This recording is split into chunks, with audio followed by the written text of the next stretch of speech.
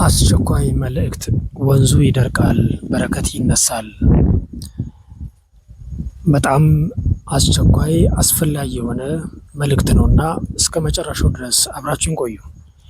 እስከ ዛሬ ስትከታተሉኝ የኖራችሁ ያላችሁ እህት ወንድሞቼ በሙሉ ዛሬ የማቀርብላችሁ መልእክት ብዙም አዲስ አይሆንም፣ ግን ደግሞ አስፈላጊና ወቅታዊ የሆነ የሚያስፈልገን መልእክት በውስጡ ስላለ እስከ መጨረሻው አብራችሁኝ እንድትቆዩ በልዑል እግዚአብሔር ስም ጠይቃችኋለሁ። ከቪዲዮ ጋር አብሬያችሁ የምቆየው እኔ ወንድማችሁ ያዕቆብ ዘልበረድ ፈጠነ ነኝ።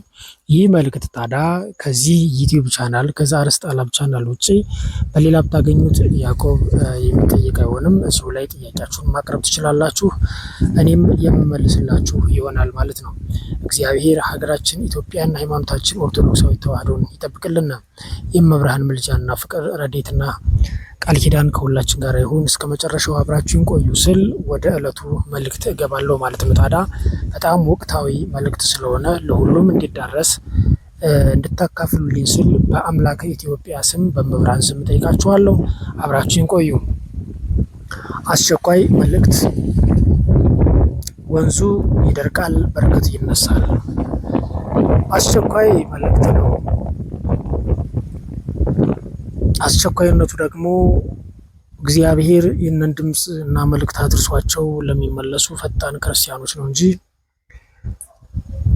በእግዚአብሔር ለሚሳለቁት እውነቱ የሆነውን ነገር ውሸት በሚያደርጉት ሐሰትን እውነት በማለት ለሚያወሩት አይሆንም፣ አይገባቸውምም። እናም ይህ መልእክት ከባድ የሆነ መልእክት ነው። ወንዝ ነው የሚደርቀው፣ የሚነሳው በረከት ነው። ወንዝ ዓለም ባህር ውቅያኖስ ነው። በዚህ ውስጥ ይደርቃል ከተባለ ለሰው ሕይወት የሚሰጥ መልካም የሆነ ሰው እየተነሳ እያየን ነው። አባቶቻችን የሉም፣ እያረፉ ነው። ምናልባት በህቡ ያሉት ካልሆነ በስተቀረ ከዛ ውጭ በጣም የምንደገፋቸው ዋርካ የሆኑን ጸሎታቸው የሚጠብቀን በብሔር በጎሳ ሳንለያይ አንድ ሆነን በፍቅር እንድንኖር በትዕቢት አይደለ በትህትና በከንቱ ውዳሴ አይደለ ራሳቸውን በመደበቅ መልካም የሚያደርጉ ደግ የሚሰሩ አባቶቻችንን እያጣናቸው ነውና ለነሱ ረፍት ሲሆን ለኛ ደግሞ ጉስቁልና መማረክ መድከም ነው። እግዚአብሔር ከዚህ ምርኮ ያወጣን። የወንዙ መድረቅም የነሱን ማጣትና በዓለም የማናቃቸው እግዚአብሔር የሚያውቃቸው ሌሎችንም በዙሪያቸው የሚጠብቁ ደጋግ ሰዎችንም እያጣን እንደሆነ ያመላክታል።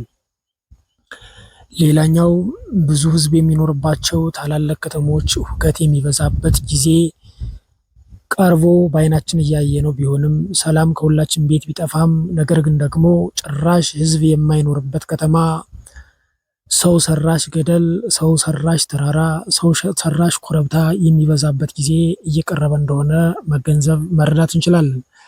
ስለዚህ በዚህ ውስጥ እኛ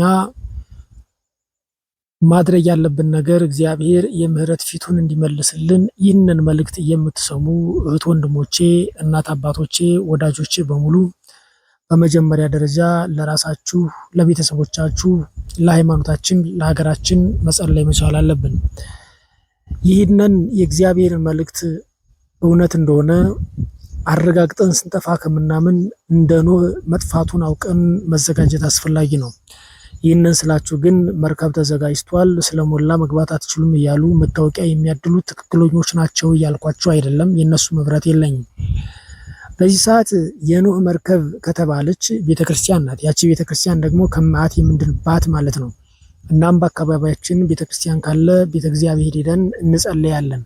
መጸለያችን፣ ማልቀሳችን፣ መስገዳችን፣ መመጽወታችን እውነት እንዲሆንልን በእግዚአብሔር ፊት ቅቡል እንዲሆን የቀና ምግባር ሊኖረን ይገባል። ያለ ምግባር ሁሉ ብናደርግ ከንቱ ጩኸት ነው የሚሆነው። ነገር ግን ከምግባራችን ጋራ ምግባራችን ከሃይማኖታችን ጋር ከተባበርልን እግዚአብሔር ልመናችንን ይሰማናል፣ ኃጢአታችንን ያስተሰርይልናል፣ ከመዓቱ ያሻገረናል በገቢረ ተአምር። እንግዲህ ጊዜ ሲደርስ እስራኤላውያን ከዛ መዓትና መቅሰፍት ሲሻገሩ ሁለቱም በኤርትራ ባህር ውስጥ ገብተው ነበር። ነገር ግን ፈርዖንና ሰራዊቱ በኤርትራ ባህር ውስጥ ገቡ እንጂ አልወጡም። ባህሩ እንደ አምድ ማለት እንደ ግድግዳ በላይና በታች ሲቆም፣ በቀኝና በግራ ሲቆም፣ በዛ መካከል እስራኤላውያን ሲያልፉ እነሱ እንደ ግድግዳ ቆሞላቸው አልፈዋል። ፈርዖንና ሰራዊቱ ደግሞ በዛ ውስጥ የሚያልፍ መስሎት እስራኤላውያንስ በእግራቸው፣ ፈርዖን ግን በሰረገላና በፈረሰኞች ታጅቦ ነበር የገባው። እናም የፈርዖን ወታደር ከኋላ ያለው ጠቅልሎ እስከሚገባ ከፊት የገሰገሰው ሳይወጣ ነው የኤርትራ ባህር የሰለጠቀው ማለት ነው። የዋጠው፣ የሰመጠው፣ የጠፋው። እስራኤላውያን ግን በመጀመሪያ የጀመሩት ተቃተው እስከሚያልቁ ተሻግረው እስከሚጨርሱ ድረስ አንድ እስራኤላዊ ወደኋላ አልቀረም። እናም በዚህ ውስጥም ለዛች የበቁት እግዚአብሔር የመረጣቸው የእግዚአብሔርን ታምር ለማየት የተፈቀደላቸው ብቻ ናቸው እንጂ በዛው ጉዞ ውስጥም የኤርትራን ባህር ከተሻገሩ በኋላም ምድረ ርስትን ሳይወርሱ የሞቱ አሉ። ዛሬም ቢሆን ከዛ ለመሻገር ትክክለኛውን መንገድ ትክክለኛውን አካሄድ መከተል መቻል አለብን። ገንዘብ ስላዘጋጀን በፕሌን ከአንድ ሀገር ወደ ሌላ ሀገር በፈለግነው ሰዓት ስለምንበር፣ በአውሮፕላን ስለምንበር፣ በመኪና ስለምንሽከረከር፣ በባህርም ስለምንሄድ፣ በተለያዩ መንገዶች ዘመኑን ተጠቅመን ብንሄድ እንኳን እግዚአብሔር የሌለበት ጉዞ ሞትና መዓት ያለበት ነውና ምንም ጥቅም የለውም። ስለዚህ ራሳችን አውቀንበት ከራሳችን ጋር ተግባብተን የሽንገላ አይደለ በእምነትና በእውነት መልካሙን እያደረግን ወደ እግዚአብሔር ልንመለስ ይገባል እላችኋለሁ ወንድሞቼ። እናም ከምንም በላይ ራሳችሁን ጠብቁ። በየሁሉም ቤት ሰላም የለም፣ በረከት ይነሳል የተባለው አንድ ትልቅ አባትም የነገሩኝ አሉ። ከአሁን በፊትም በቪዲዮ አስተላልፌላችኋለሁ። ከዛ ገብታችሁ ማየት ትችላላችሁ። ምናልባት እስካሁን ያለው በኢትዮጵያ በረከት የእህል በረከት ነው ያለው ማለት ነው። ፍቅርም የለም፣ ጤናም የለም፣ ብዙ ነገር የለም፣ ብዙ ነገር ጎሏል። በዚህ ውስጥ ግን ደግሞ አንድ በረከት አለ። እስካሁን በየምዞርበት ገዳም በየምዞርበት በረሃም ያልተነሳው ያ በረከት የእንጀራ የእህል በረከት ነው።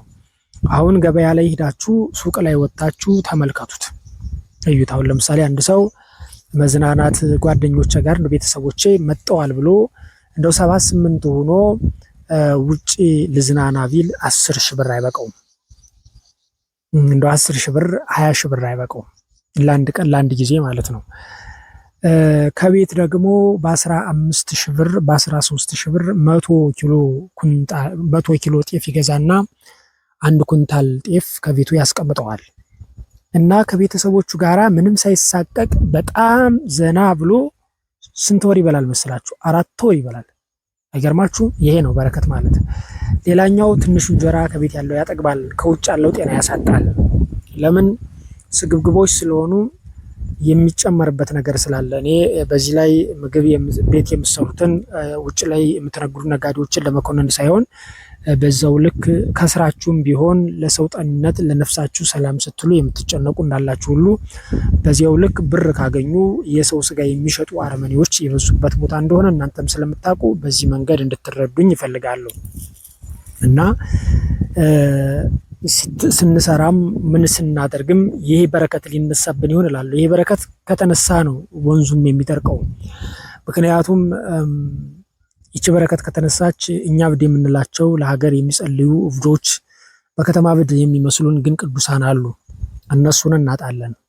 እነሱን የምናጠው ምንድን ነው? ስለሚሄዱ ወደ ጉባኤው ወደ በረሃው ስለሚመለሱ። ከዛ ውጭ ገንዘብ አለን እንዲህ አለን በማለት ውሸት በመፍጠር ባልሆነ ነገር የሰው ልጅ ወደ መቀመቅ፣ ወደ እሳት፣ ወደ መቅሰፍት ለማውረድ ተመካክረው ፊት ለፊት የሚመጡበት ጊዜ ላይ ነው ያለን። በባለፈው ፈተና ውስጥ እንደሆንኩ ነግሬያችኋለሁ። እግዚአብሔር በብዙ ተአምር በብዙ ፈተና አውጥቶኝ ነው ይህንን ድምፅ ለእናንተ ሪከርድ የማደርግላችሁ ማለት ነው። ሀሳባቸው የነበረው ውሸቱን እውነት በማስመሰል ምስክር በማዘጋጀት ነገሮችን ሁሉ የተወሳሰቡ በማድረግ የማይሆን ነገር ሆኖ ነበረ። ያ የማይሆነው በእኔ እይታ ነው እንጂ የሚሆን ነገር ስለሆነ በእግዚአብሔር ዘንድ ሆነ። ግን ደስ ይል ነበረ። በዛ ውስጥ ካየኋቸው፣ ካወቅኳቸው፣ ከተገነዘብኳቸው ነገሮች ውስጥ የተሰወረ ነገር ተገልጦ እንዳይ፣ የራቀ ነገር ቀርቦልኛል፣ የተበተነ ተሰብስቦልኛል። ይህን ያደረገ በእውነት ለባህሪ እግዚአብሔር ክብር ምስጋና ይድረሰው። ከዛ ውጭ ደግሞ ጨለማው በበዛ ቁጥር የሚከዳን ሰው ብቻ ሳይሆን የራሳችንም ጥላ እንደሆነ አይቻለሁ።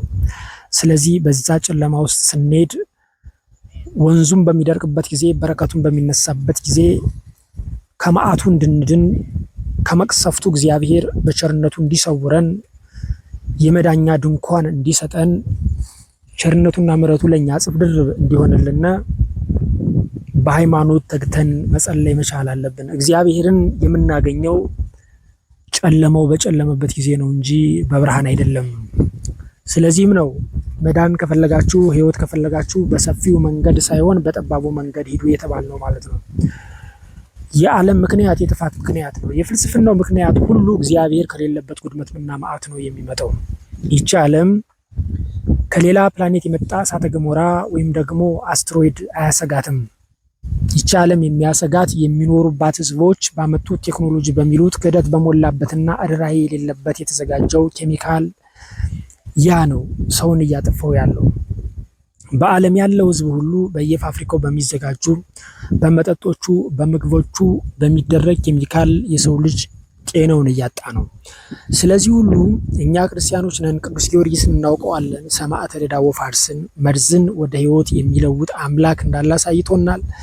አምላከ ቅዱስ ጊዮርጊስ እያልን እኛም በምንችለው ግባቱን እያየን ተምረናል። ዘመኑን እናውቀዋለን። በደረስንበት ልክ እያንዳንዱ አንድ ፓክድ ሆኖ የሚሸጥ ነገር ዝርዝር አለውና ያንን ነገር ተመልክተን ከዛም ከተመለከትን በኋላ የምናገኘውን ነገር ስመ እግዚአብሔር ጠርተን ልናደርግ ይገባል። በስመ አብ ወወልድ ወመንፈስ ቅዱስ አሐዱ አምላክ በስመ ሥላሴ ይትባረክ በስመ እግዚአብሔር ይትባረክ ብለን በእግዚአብሔር ስም የተባረከ ይሁን ብለን ልንመገበው ይገባል። ያን ስናደርግ አጋንንት የሰደረውን አጋንንት ያዘጋጀውን ወጥመድ በእግዚአብሔር ስም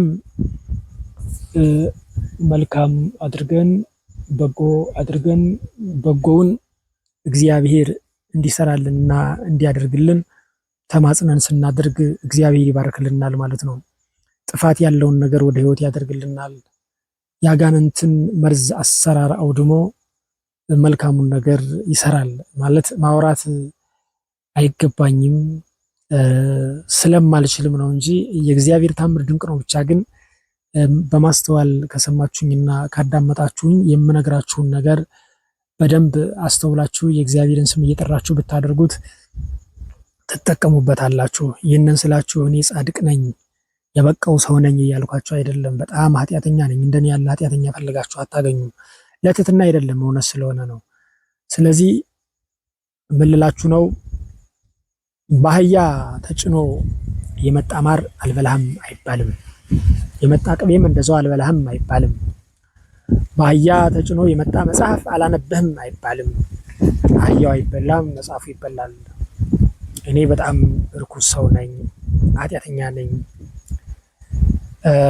እንደዚህ አይነት መልእክት የሆነ ጊዜ እያስተላለፍኩ ለምንድን ነው ራስን የሚያክል ዝቅ የምታደርግ እንትን ማለት አለብህ የምትሉ እህት ወንድሞች አላችሁ። ልክ ናችሁ። ይህንን ትምህርት እኔም ተምሬዋለሁ በዘመናዊ ትምህርት፣ ግን እኔ ስላልሆንኩ ነው። ዘመናዊው ደግሞ ባትሆንም ራስ የጣልከውን ማንም አያነሳም ነው የሚለው። የሚያነሳ አምላክ እንዳለ ግን በእውነት ያለ ሐሰት ያለ መጠራጠር አምናለሁ። ለዘላለም አምኜው እኖራለሁ።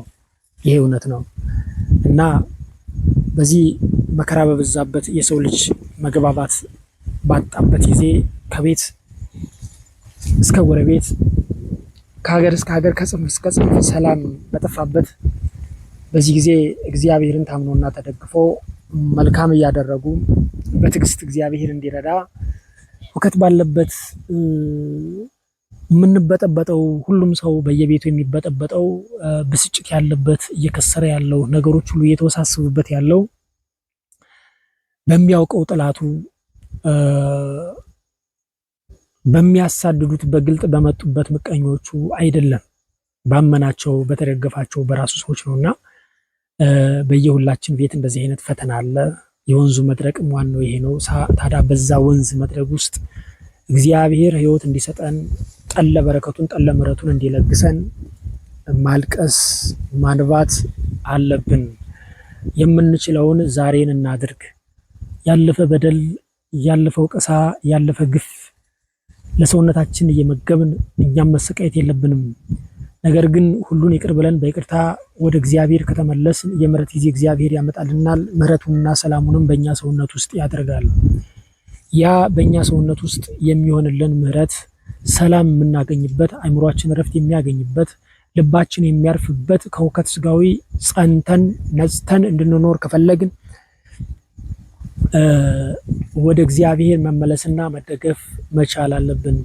ያን ካላደረግን ግን የራሳችን አእምሮ መታወክ ራሱ ለጥፋት ይጋብዘናል። እናም አጋንንት ያደረባቸው ሰላምን የማይወዱና መልካም የማያደርጉ ሰዎች ደግሞ ብዙዎቹን ዓለማት ካያችኋቸው እውነት ያደረገና በእውነት መረዳት ያለበትን ነገር ከመገንዘብ ይልቅ ለሚለቁት መረጃ የቪዲዮ ርዕስ እንዲያምርና ወቅታዊ የሆነው የህዝቡን ስሜትና ትርታ የሚረዳ ከሆነ ብቻ እንጂ የሚዘግቡት እውነትና የሚጠቅም ነገር ከሆነ ይሰለቹታል፣ እነሱም አይዘግቡትም። እንደገናም ደግሞ ይህንን ነገር እንዲያዘጋጁም የሚፈቅድላቸው ካምፓኒም ቢሆን እውነትና ትክክለኛ ግፍ ያለበትን እውነትም ሰላምም የሚያመጣውን ማንነት የሚናገሩና የሚያስተምሩ ከሆነ አይፈልገውም። ምክንያቱም 8 ቢሊዮን ህዝብ አለ ብሎ የሚቆጥር ነው እና ይሄ ቢሊዮን ህዝብ መሬት ላይ ከቆየ መሬት መሸከም ያቅታታል የሚሉ ናቸው።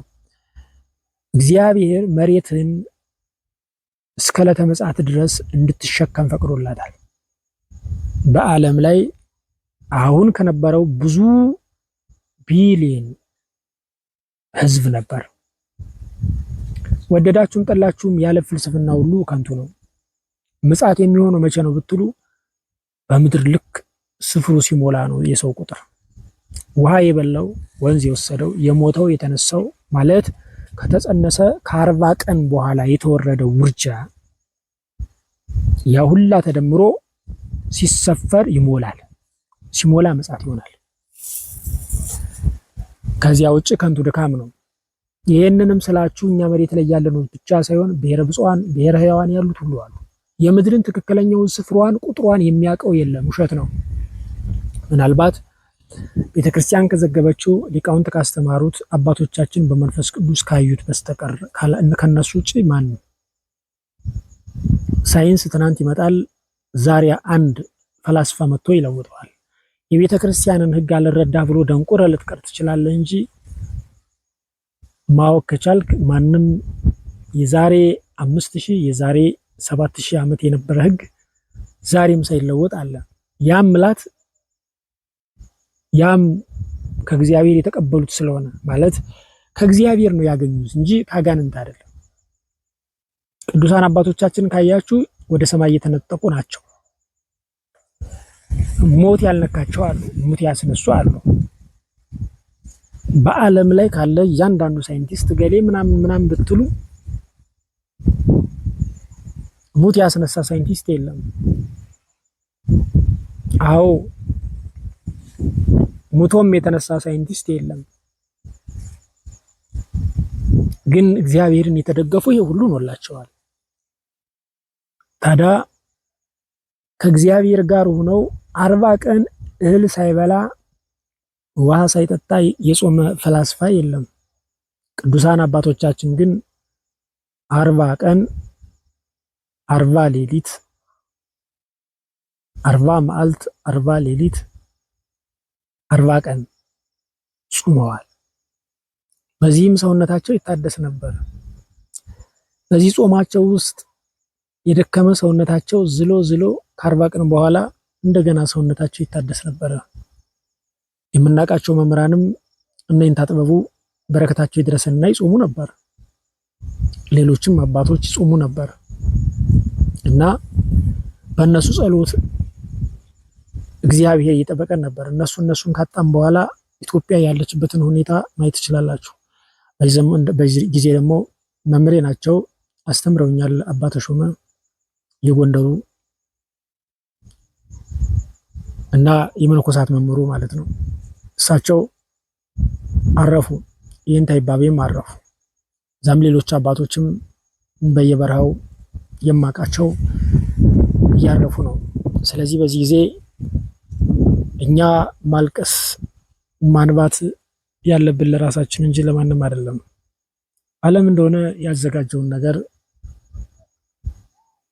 ወንድሙን ገሎ ቤተሰቡን ገፍቶ ልጁን ላጋንንት ገብሮ መክበር የሚፈልግ ጨካኝ የሆነ ጊዜ ላይ ነው ያለነው። ማንም ምን ያየሁት በዚህ ሰዓት በትንሿ ጊዜ ከዛ በገጠመኝ በተመለከትኩት ውስጥ ያየሁት የሰው ልጅ አጥፍቶ ምንም መንገድ መራመድ የሚችል ከሆነ ርህራሄ እንደሌለው አይቻለሁ። እኔ አዛኝ ነኝ እያልኳቸው አይደለም። እግዚአብሔር ግን ይህንን እንድረዳ አደረገኝ። ሳይገባኝ አየሁት፣ ብዙውን ተረዳሁት። አላወራችሁም። እግዚአብሔር በጊዜ ሁሉን ይገልጠዋል፣ ይታያል። ግን አሁንም በጸሎታችሁ አትለዩኝ። የረዳኝ ያገዘኝ የሁላችን አምላክ ልዑለ ባሕርይ እግዚአብሔር ነው። የእናንተ መልካም የሆናችሁ የእህት ወንድሞቼ ጸሎት፣ እናንተ በምታደርጉት በጎ ነገር ከእናንተ ጋር ስሜን የሚያስቡት የገዳማቱ የአድባራቱ የአባቶቻችን ጸሎት፣ በየቦታው ዘግተው የሚኖሩት የነሱ ልመናቸው ረድቶኛል። በእውነት ይህንን ያደረገ እግዚአብሔር ክብር ምስጋና ይድረሰው። መብርሃን ክብር ምስጋና ይድረሳት። በዛ ውስጥም በነበሩበት ጊዜ ትንሽ ቀን ሆኖ ግን ብዙ ትምህርትም ተምሬ ማስተላለፍ ያለብኝንም መልእክት አስተላልፌ ወጥቻለሁ። ይህንን ያደረገልኝ እግዚአብሔር ነው። ይህንን ያደረገውን እግዚአብሔር ደግሞ እንድታመሰግኑልኝ ይፈልጋለሁ። መብርሃን እናመስግኑልኝ። መብርሃን ለሁሉም ሰው አይደለም ለሰው ልጅ ለውሻ የምትራራ እናት ናት እና ለሁላችንም ትራራልናለች። ለኔ ግን ስለ እውነት ይለያል። በቃ ምንም ማለት መግለጽ ማብራራት ብችል እንዴት ብዬ ልንገራችሁ? በቃ አልችልም።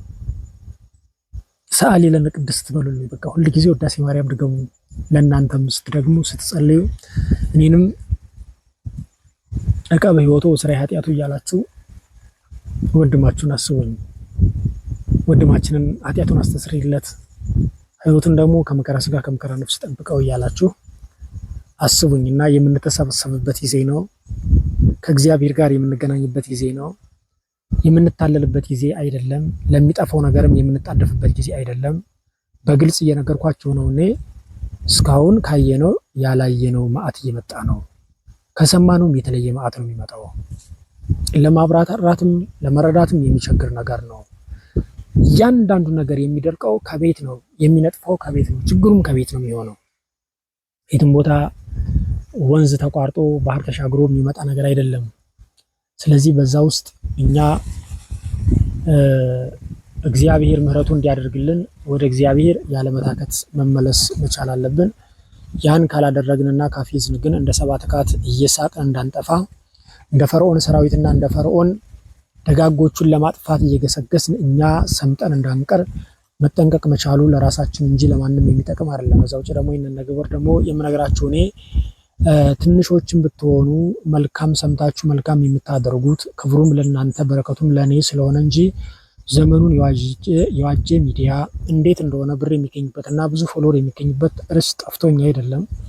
የዛም አገባብና አገላለጽ ቸግሮኝ አይደለም። ግን ያ ሁላ በየዕለቱ ርዕስን እየቀያየሩ ህዝብን ለማባላትና ለውጥ በማይመጣው ነገር ህዝብ ላይ ኮንፊውዥን መፍጠር ድልም አይደለም፣ በረከትም አይደለም። የሚመጣው ነገርም ሰላም የሚሰጥ አይደለም። ስለዚህ በማይረባ ነገር ጊዜያችንን ማባከን የለብንም። በዚህ ላይ ደግሞ የምነግራችሁ ብትችሉ በድምጽ ስሙ። እዛ ውጭ ስልካችሁ ላይ በተለይ ስማርትፎን የያዛችሁ እህት ወንድሞች አይናችሁን ስልካችሁ ላይ አታባክኑት። ኮምፒውተራችሁን ስልካችሁ ላይ አታባክኑት። በጣም አጋንንት የተፈታበት ጊዜ ስለሆነ አይምሯችሁን ያዛባዋል። ሰውነታችሁ ይበጠበጣል። የደም ዝውውራችሁ ግፊትም ሊሆን ይችላል፣ ስኳርም ካለባችሁ ስልካችሁ ጋር ግንኙነት እንዳለው እንድታውቁ ፈልጋለሁ።